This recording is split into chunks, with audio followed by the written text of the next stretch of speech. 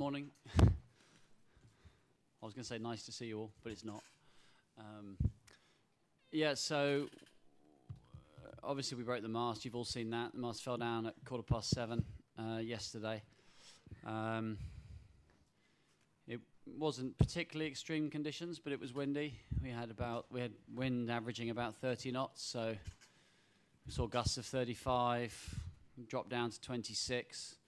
And we'd been sailing with 2 reefs and R2, which is our medium-sized jib. So we decided to change to the J4. So we had everybody on deck, and we did that change. It was a big change. It was a bare-headed change, and then put the 4 up. Put the 4 up, furl, bare head, get the other one off the bow, and then unfurl the 4. Everything went absolutely perfectly. We practiced that quite a lot. We had just these conditions actually sailing here from Cascais, so we'd done 2 or 3 of those changes on the way here, and then we didn't sort of go hammer down straight away because the guys have got to tidy up the jib on the windward side, and then Justin Ferris puts a flattener sheet on to leeward, so he's actually to leeward of the mast, and then once basically he was clear, we bore off. We were sailing about 55 true wind angle, so sort of fast upwind, and I was steering. And well, we just came off a big wave. It was quite a big. I know it's a big wave when my feet leave the ground. So kind of, yeah, we were falling off the back of a wave, and you always have your sort of heart in your mouth a little bit when that happens. When we landed, the mast just kept going. So fell to leeward. Everybody was clear from to leeward, and fortunately nobody was standing up on the windward side because obviously the boat then rocks very quickly and violently to windward. So we immediately numbered off, which is our safety drill, to make sure we hadn't lost anybody over the side. And then we set about trying to retrieve whatever we could.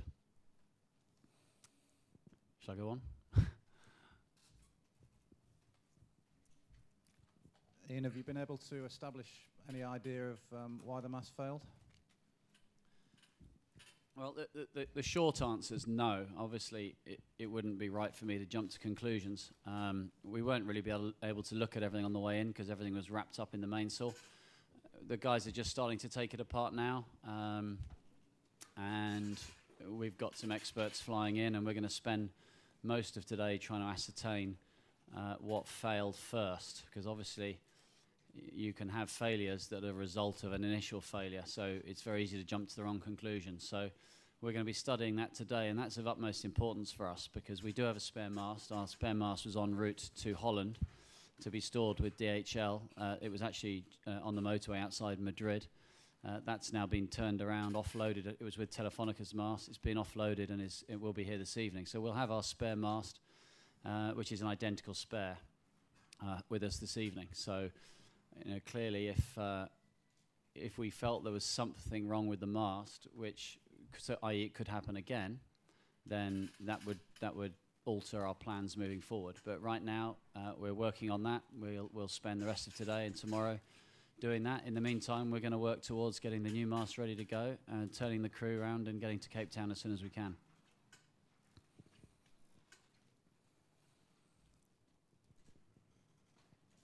Thank you. I wonder what was the communication from the boat to the shore, and what was sorry, I didn't hear the start of that. Do you hear me now? Yeah. Yeah, I got you now. What was the communication from the boat to the shore, and what was sent over the satcoms? Well, I was actually steering throughout the whole operation, so Jules was in charge of that, so I couldn't 100% tell you, but he immediately notified race control that we had a problem. We'd broken our mast. The situation was stable.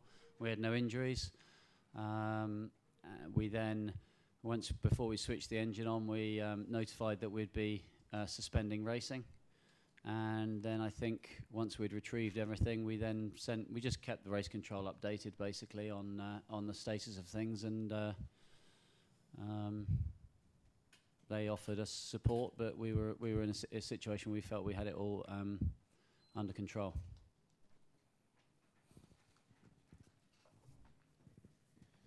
Good to have you back, Ian, although I don't think anyone wants you here either. Two things. The first thing is a time frame question. Obviously, we're all anxious to see, as you are, how quick you can get out of here.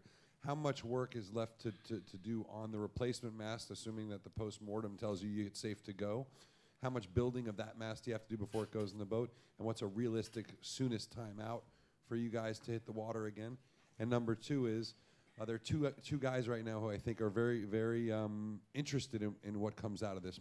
Mike obviously is one with an identical rig, as far as I know, and Mike Golding is another with also another one of these new Future Fibers rigs with very technologically advanced and fast, but obviously new. Have you heard from them, and will you be updating those guys? Yeah, we immediately sent an email to Race Control to notify Sanya. In fact, we were trying to get them on the radio because we thought they were going to run into us. We were sitting there, and obviously with the no lights because the mast was in the water, and they were coming right at us. They passed by about 50 yards to windward of us.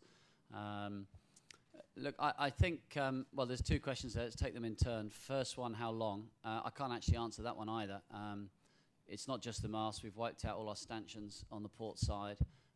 We're in the process of putting a list together of exactly what needs to be done and the critical path for that. The mast is stripped, so the mast has got to be fully fitted out. There's a lot of time goes into these masts, just all the lashing work, and you know, I'd be surprised if we could do it within 3 days, as a guess. And I think but you know, it's amazing what you can do when you've got a strong will. We've had a lot of offers of help, and we'll get people on it 24 hours a day. And sometimes you'd be amazed what a team of people can achieve in a very short time. So I say 3 days, but hopefully it's 2, and maybe it's 4. But we'll do it as soon as we can. The second half of your question is, I don't think you know, masts fall down for a number of reasons. You know, masts can fall down because of fitting breaks that holds the rigging that holds it up. Masts can fall down because rigging that holds the mast up breaks, and occasionally masts fall down because of compression failure in the tube, i.e. the tube's not strong enough for the compression. Now it's pretty unlikely that would happen in the Volvo 70 because the Volvo 70 rule forces you to build quite a heavy mast. So in the last race we had no failures, and so you know, mast failures in Volvo 70s are actually quite rare considering what we put them through. I don't want to second guess what's happened, but generally you'd look more towards rigging and fittings, which you know, many of the boats in the fleet share the same manufacturers of those.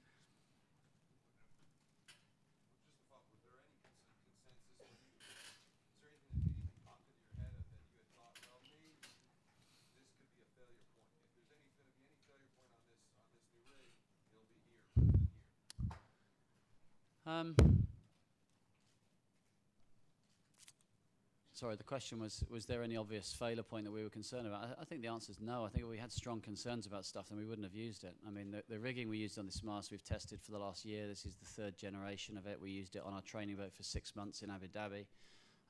We've sailed in worse conditions.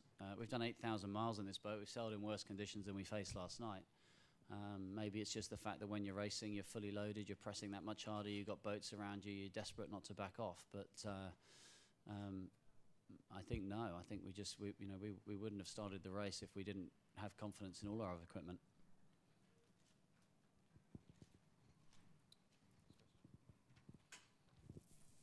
Ian, can you describe us the real condition of the sea last evening in south of Cartagena, and how this change your approach to the Volvo Ocean Race, if it changed?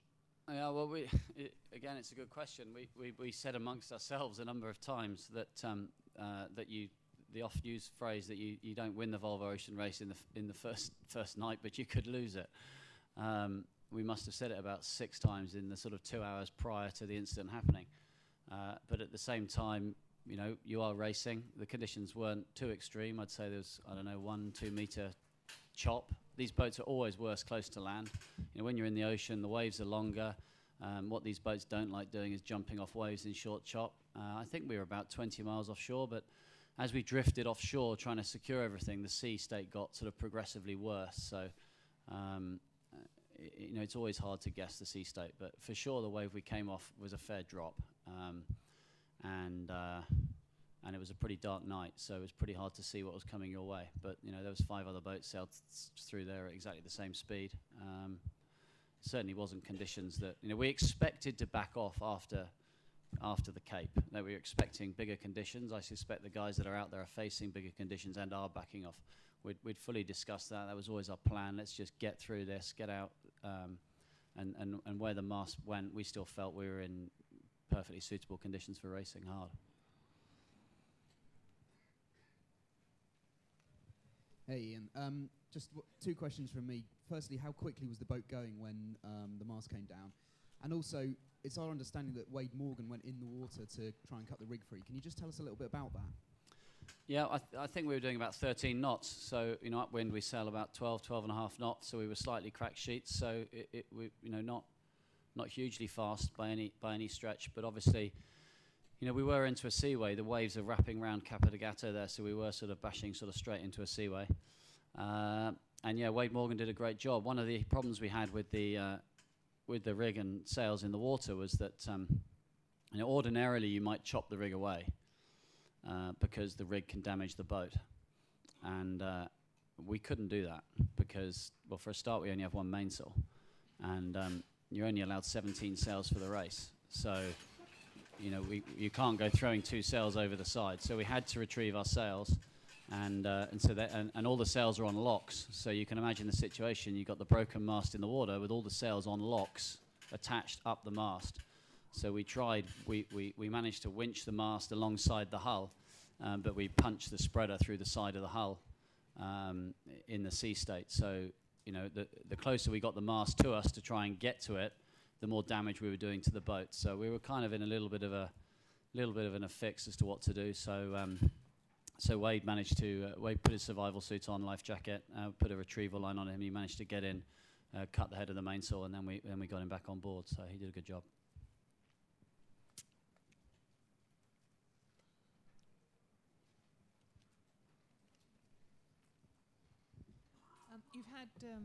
You've had all night to get your head around what's happened, and I just want we can all imagine what you're feeling. But can you just tell us now what you're feeling? Here we go. Well, it's pretty hard to put into words, you know. We put so much work into this project, everybody, and you just don't want to let anyone down. And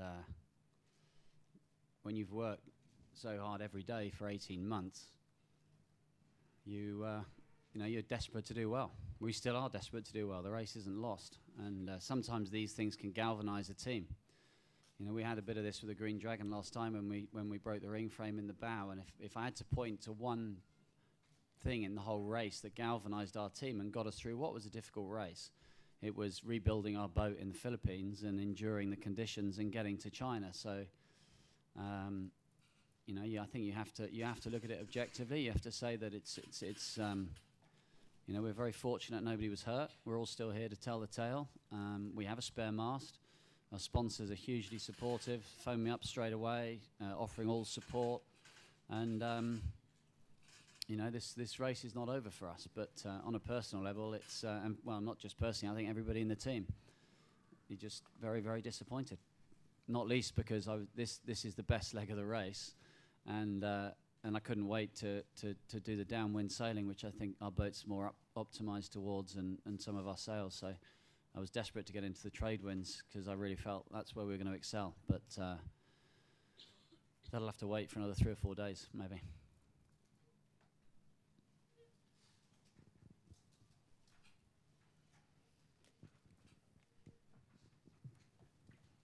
I'll give you 2 again. The first is, you know, we're staying at the hotel with Sonia. They're next door, and just so everyone's sort of collecting to come down, and they all said whatever they can do, obviously they're going to do. And maybe those who don't know what happens in these situations, there's typically an army of people ready to help, even though they were your secret, you know, people hiding secrets from you 2 days ago, and your competitors. Now everyone will hit the docks and do what they can. Are you going to use all this collected labor around here to help you guys get it done as quickly as possible? What does that mean to you, that kind of support? And secondly, were you able to get fittings off of the mast that'll make your life easier as well? Well, it's a very good point. I think one of the things that makes the Volvo race stand out amongst other races is that you do rely on each other. And the moment anybody's in trouble, be it at sea or on a shore, you know, the other teams will be the first ones to offer help. We've had offers from help from or certainly from Sanya and some of the other shore crews as well through my shore manager. So you know, we're not going to turn down good help if we need it. Having said that, it depends what help you need. You know, if the critical thing for us is getting some new check stays made at Future Fibres, only they can help us. So yeah, we're very grateful for all the offers of support, and we'll certainly take them up on it if it can get us back on the water sooner. What was the second question? Yeah, so have we got enough fitting? Well, we have a complete spare set of fittings and a complete spare mast, and we've salvaged everything from the old mast.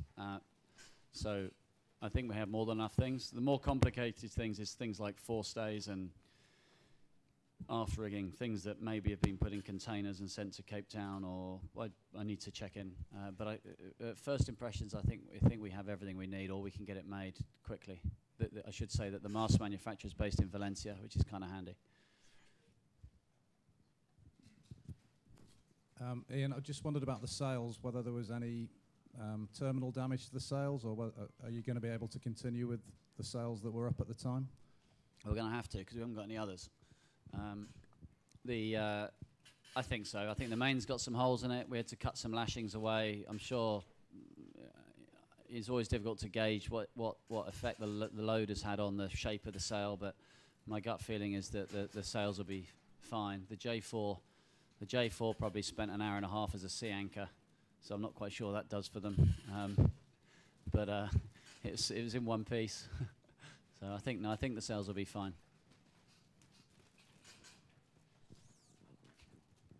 You said you had damage to the hull. Can you tell us a little bit more about that? Yeah, we can you hear me? Am I too far from the microphone? Yeah, I think the spreader 4 punched through the hull. I think once or twice. I didn't see exactly, but it wasn't through the inner skin. So it's standard fare for the boat builders. They'll have that fixed in probably 36 hours, I'd guess. We're going to take the boat out of the water straight away.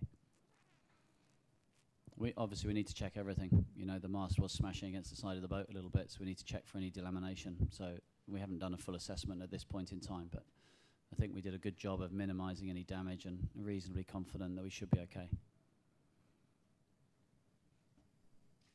more questions? Okay. Do you think you can still win this race? I think we need to see how the next 36 hours go. I think lots of things can happen in the Volvo race.